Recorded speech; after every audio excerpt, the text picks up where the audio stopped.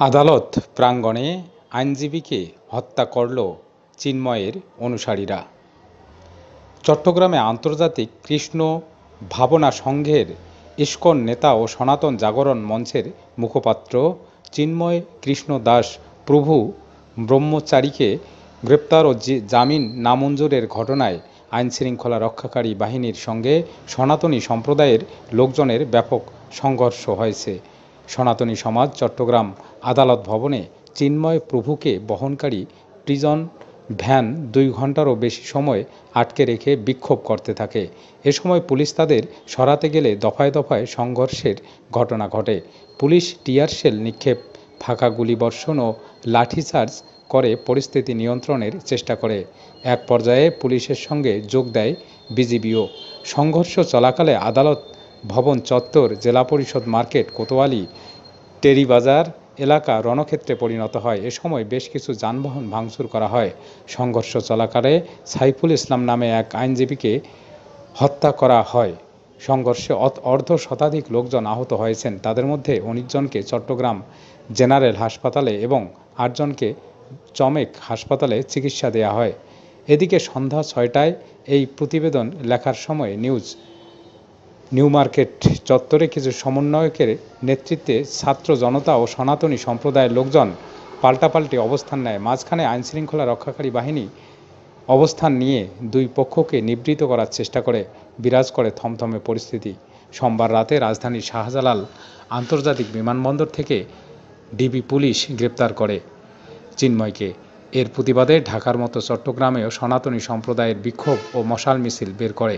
মঙ্গলবার সকাল 10:30টায় চিন্ময় প্রভুকে কঠোর নিরাপত্তার মধ্য দিয়ে চট্টগ্রাম আদালতে তোলা হয়। 11টা 7 মিনিটের দিকে তাকে আদালতে হাজির করে পুলিশ। এ সময় আদালত প্রাঙ্গণ জুড়ে পুলিশসহ যৌথ বাহিনীর কঠোর নিরাপত্তা বলয় ছিল। বেলা 12টার দিকে চট্টগ্রাম মেট্রোপলিটন ম্যাজিস্ট্রেট কাজী শরীফুল ইসলামের আদালতে হাজির করা হয়। এ সময় কয়েকজন আইনজীবীকে চিন্ময় কৃষ্ণ প্রভুর পা ছুঁয়ে প্রণাম করে আদালতে তার জামিন শুনানি শুরু করেন। আদালতে তিল ধরনের ঠাঁই ছিল না। সনাতনী সম্প্রদায়ের কয়েকশো আইনজীবী আদালতের ভেতরে ও বাইরে অবস্থান করেন। আদালত আবেদনের শুনানি শেষে তার জামিন নামঞ্জুর করে জেল হাজতে প্রেরণের নির্দেশ দেন। একই সঙ্গে আইনজীবীদের আবেদনের পরিপ্রেক্ষিতে চিন্ময় কৃষ্ণকে কারাগারে ডিভিশন ও ধর্মীয় বিধিবিধান পালনের সুযোগ দেওয়ার জন্য সংশ্লিষ্ট কর্তৃপক্ষকে নির্দেশ দেন আদালত। আসামিপক্ষের আইনজীবী স্বরূপ কান্তি নাথ বলেন, রাষ্ট্রদ্রোহ মামলায় আদালত চিন্ময় প্রভুর জামিন নামঞ্জুর করেছেন। ওনাকে কারাগারে ডিভিশন সুবিধা দেওয়ার জন্য আদালত আদেশ দিয়েছেন। এছাড়া আমাদের আরেকটা আবেদন ছিল, উনি যেহেতু নিরামিষভোজী ও শাকাহারী, ওনাকে যেন ধর্মীয় বিধিবিধান পালনের পূর্ণ সুযোগ দেওয়া হয়। আদালত সেটা মঞ্জুর করে তারা কারা কর্তৃপক্ষকে এ বিষয়ে ব্যবস্থা নেওয়ার নির্দেশ দিয়েছে। এই আইনজীবী বলেন, তারা নিম্ন আদালতে আদেশের বিরুদ্ধে মহানগর দায়রা জজ আদালতে বুধবার রিভিশন করবেন, সেখানে আবার জামিন চাইবেন। সংঘর্ষের সূত্রপাত যেভাবে। এদিকে জামিন নামঞ্জুরের খবর শুনে আদালত চত্বরে অবস্থানরত সনাতনী সম্প্রদায়ের লোকজন বিক্ষোভ শুরু করেন। বেলা 12:30টার দিকে চিন্ময় প্রভুকে আদালত থেকে বের করে কারাগারে নেয়ার জন্য প্রিজন ভ্যানে তোলা হয়। তখন সনাতনী সম্প্রদায়ের লোকজন প্রিজন ভ্যানের সামনে পিছনে অবরোধ করে বিক্ষোভ করতে থাকেন। কেউ কেউ প্রিজন ভ্যানের সামনে শুয়ে পড়েন। তারা চিন্ময়ের মুক্তির দাবিতে নানা স্লোগান দিতে থাকে। তাকে কারাগারে নিতে বাধা দেন। এভাবে প্রায় 2.5 ঘন্টা বিক্ষোভ চলে। বিক্ষোভ প্রশমনের জন্য প্রিজন ভ্যানের ভিতরে থাকা চিন্ময় প্রভুর সামনে বাইরে থেকে হ্যান্ড মাইক দেয়া হয়। ভেতর থেকেই বক্তব্য দেন তিনি। সবাইকে শান্ত থাকার ও ধৈর্য ধরার আহ্বান জানান। রাষ্ট্রের বিরুদ্ধে অস্থিতিশীল পরিস্থিতি তৈরি হয় এমন কোনো কর্মকাণ্ড না করার আহ্বান জানান ভক্তদের উদ্দেশ্যে। তবে এতেও শান্ত হচ্ছিলেন না তারা।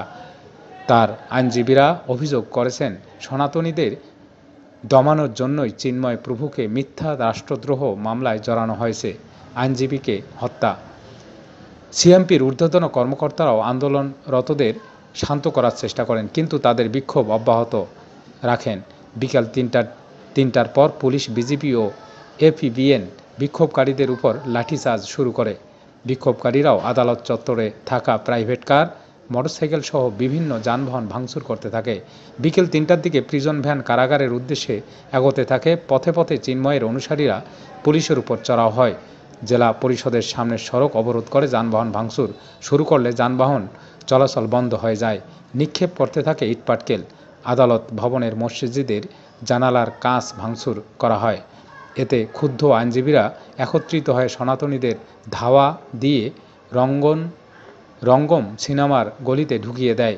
সেখানে সাইফুল ইসলাম আলিফ নামে এক আইনজীবীর উপর হামলা করে সনাতনীরা।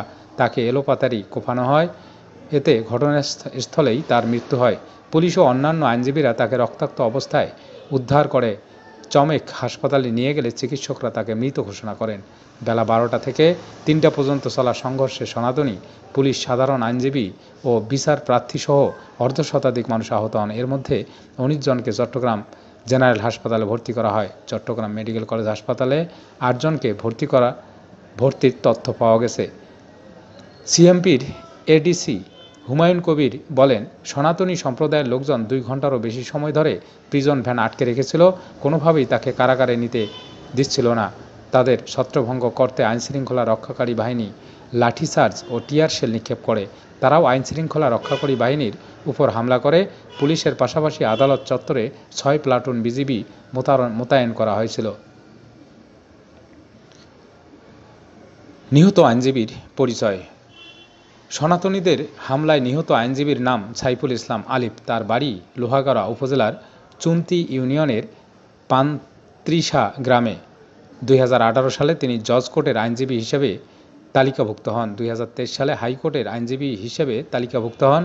আইনজীবী শাপলা ভবনের 331 নম্বর চেম্বারে বসতেন। চট্টগ্রাম মেডিকেল কলেজ হাসপাতালে তার মরদেহ ঘিরে সহকর্মী আইনজীবীরা বিক্ষোভ করেন।